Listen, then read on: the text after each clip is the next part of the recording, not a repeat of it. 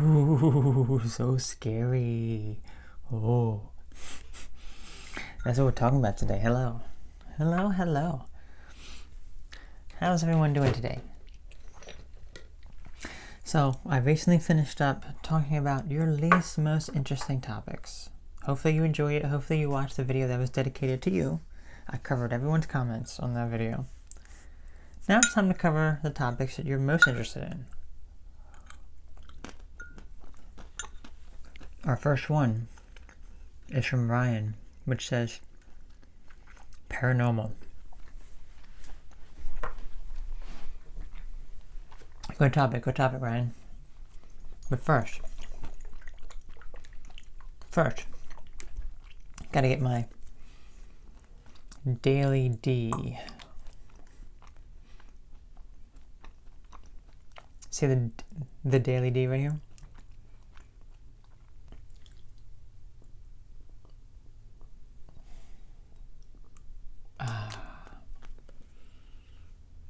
Daily D.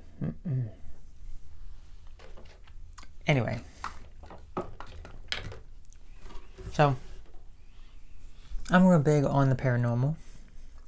I've had a few experiences myself. For the most part, nothing too crazy, but I've always been fascinated with it. There's never been a doubt in my mind, but we must define what is paranormal. I don't think there's really anything paranormal. It's just something that we don't understand. So if you don't understand a creature, for example, just because you don't understand them, it doesn't mean that they're paranormal. What about an animal that doesn't understand you? That means you would be paranormal to them. So I don't think there's really anything paranormal, first of all. Second, there's so many different types of paranormal information out there, such as UFOs, creatures, ghosts, spirit. I don't like the term ghost. I like spirits. All of which, when you really think about it, it doesn't make sense that it wouldn't be true. Mostly because, just think, even at the deepest levels of the ocean, even insects and stuff like that, we're still discovering new varieties and new species. So it's only safe to say that there's going to be other things on this planet that we don't know. Such as Bigfoot example. Really, really popular example. Bigfoot. Big feet. Big feet right over there, Rooster. So, we don't know anything about them. And maybe it's because they're just very good at hiding. We don't know. Just because we've not seen them or had experience with them doesn't mean that they're not real. With UFOs, for example, the universe is vast. There's creatures in other galaxies, other planets, the universes that we wouldn't know. Of course we wouldn't know. Why would we know? So it's only safe to say, to think that we were the only life form in the entire universe, knowing how big it is, I think that's a very narcissistic and selfish point of view to think that way. Because you're limiting your mind so much of what is and what isn't. It doesn't make sense. So, and just think, thousands of years from now, what if we are to that point where we are evolved enough that we're exploring other planets and we're testing on these creatures, just like we test on, mice and other animals here. They view us as an alien species. That's testing on us. So it would be the same thing. These aliens are testing on us to determine, what is this? What is this creature? This creature is not us. This creature is a lower life form than us. That's why I always make the argument. It's all living creatures are equal. It's just our intelligence and our ability to comprehend things in our brain and our physical bodies. That's the only thing that's different. So, when people are looking down on animals, for example, they think that they're lower life forms. Well, guess what? If an alien race decides we're going to take over this planet because all these people are way lower life forms than us, we have quadruple the amount of brain power that they do, well then guess what? you'd be like, oh, that's not fair. They can't do that to us. Well, guess what? Yeah, they can, because they're smarter than you, and then you just invalidated what you said. You know, you just... So, that is what I say. That is what I say. So, I've not had any experiences of those two varieties. And now when it comes to spirits, I've talked about that, about how spirits form and their origin. Spirits, I have had a few experiences with, and here is my perspective of it. When you die, when your body dies, your spirit is there. And it wants to return all the information that you gathered during your lifetime to the collective unconscious, which is the source of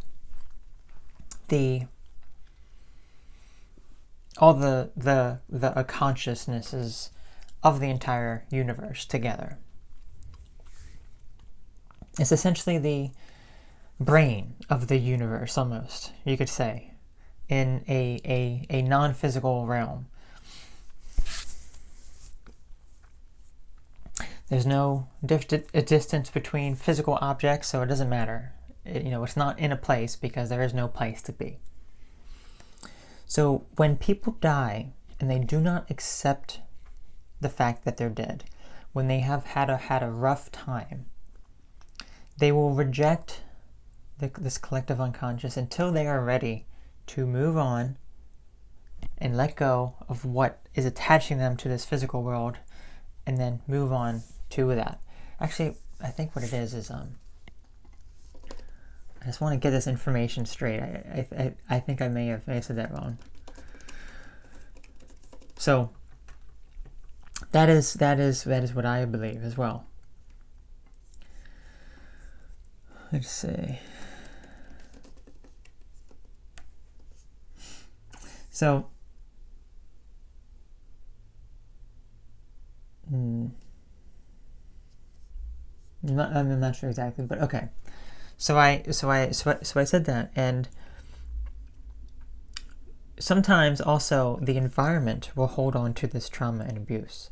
That's why you often find in places that have a lot of abuse, murder, suicide, and a bunch of other negativity is going to harbor more energy from these spirits, okay? That's essentially, what happens.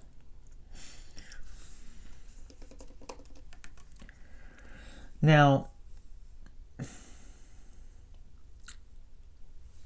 I guess with my own experiences that I've had, I remember one time waking up in the morning to go to school. This was probably 6 o'clock or something. I wasn't tired. I was awake. It was quiet. It's springtime. My window's wide open. And I hear my name being called so clearly outside of my window. It sounded like a little girl, and she was saying it almost like a question mark at the end. It's ow. So that kind of freaked me out a bit. So then what I ended up doing then, I turned on the light, and I was just so confused, and I went downstairs. I could not handle that any more there. And then I guess the other time, one of the situations was I was laying down in the bed, and then my arms were above the sheet. I just remember something grabbing really, really hard there. And it was very, very strange. I remember I quickly brought him back and moved him under. Another time, what happened was... a bunch of noise. Another time, what happened was I walked into my room one time, and in the corner of the room, there was a shadow, and I saw it out of the corner of my eye, and I looked, and it was gone. So much to the point that I thought it was actually my grandmother standing there. So I literally was about to open my mouth and say, "What are you doing over there?" But no, there was no one there. There was no one there. So I was like, you know? I think there was a few other minor things, but for the most part, that is what I had noticed.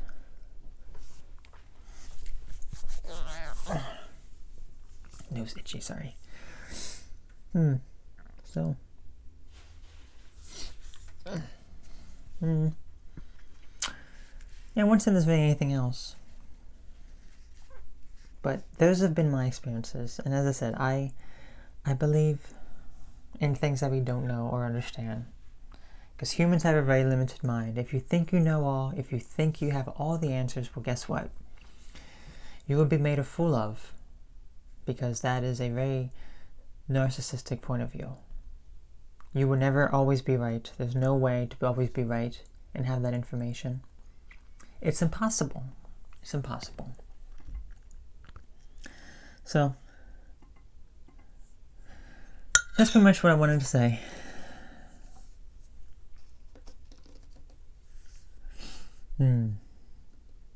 Yep.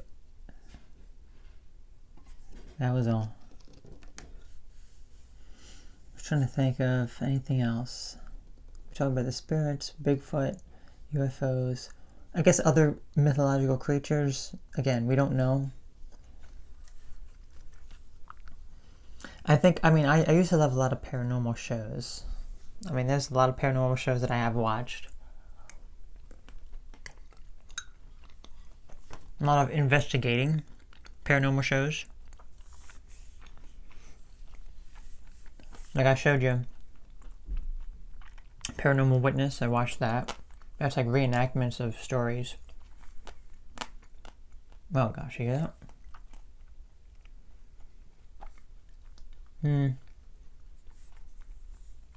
I also remember like another show that came on Sci-Fi, Fact or Faked, Paranormal Files, where they investigate paranormal events and see if they can either recreate it to see if it was a hoax or find some sort of explanation for it.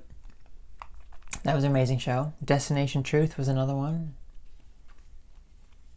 where he goes to investigate, these places that it's not really haunted. Some of them could be haunted, but for the most part it was mythological creatures, like a chupacabra, for example. They wanted to find it. Loch Ness Monster, they wanted to find it. They send a diving crew down, they send cameras down, they try to find something. A lot of times those shows are mostly just filler and bulk. Like you watch it start to finish, commercials in there as well, and you see, oh my gosh, it's getting so exciting. And then a commercial comes on, and it comes back, and it's like, oh, it just turned out to be that the camera got some water on it or something. It's like, oh my gosh. I never really was too big on, what's it called? Ghost hunters? I was never really too big on that. But what is funny with the ghost hunters, if anyone has seen it, if anyone has seen it, is it just what maybe remind me of the South Park ghost hunters, where they pee themselves. Hang on. We gotta turn it up. Okay. Let's see if you can hear it. Oh, we gotta play it. It's absolutely hilarious.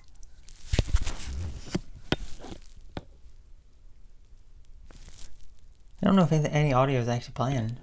Is it muted? I don't know. But, oh, it is muted. The camera's getting this. Definitely some paranormal activity. It's warm and moist.